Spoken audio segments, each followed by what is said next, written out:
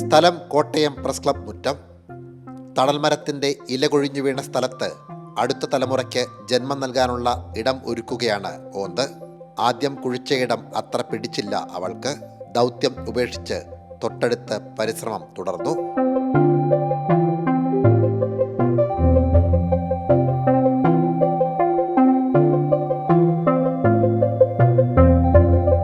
ഒടുവിൽ സ്വന്തം വലിപ്പത്തിൻ്റെ പാതിയോളം കുഴിയെടുത്തു. ഇടയ്ക്ക് MC റോഡിലൂടെ അപായ സൂചന മുഴക്കി ആംബുലൻസുകൾ ചീറിപ്പായുന്ന ശബ്ദം കേട്ട് അവൾ തലയുയർത്തി നോക്കിയിരുന്നു.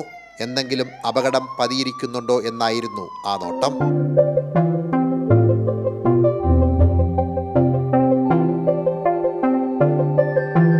മണിക്കൂറുകൾ നീണ്ട പരിശ്രമത്തിനൊടുവിൽ കുഴിയുടെ പണി പൂർത്തിയാക്കി.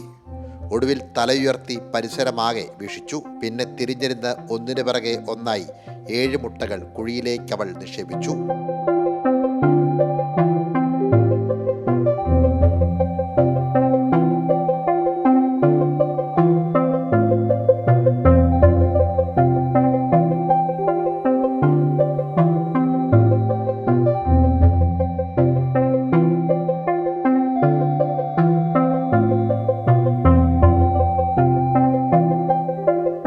പിന്നെ മുട്ടയിട്ട കുഴി കണ്ടാൽ ആർക്കും തിരിച്ചറിയാത്ത വിധം കല്ലും മണ്ണുമിട്ട് ഭദ്രമാക്കി. മരത്തിൽ നിന്നും കൊഴിഞ്ഞു വീണ കരിയിലകൾ കൊണ്ടവൾ മൂടിയ കുഴിക്ക് മുകളിൽ സുരക്ഷിതത്വം തീർത്തു. കുഞ്ഞുങ്ങൾ വിരിയുന്നതും കാത്ത് ആ പരിസരത്തൊക്കെ ഇനിയുള്ള ദിവസങ്ങളിൽ അവൾ ഉണ്ടാവും.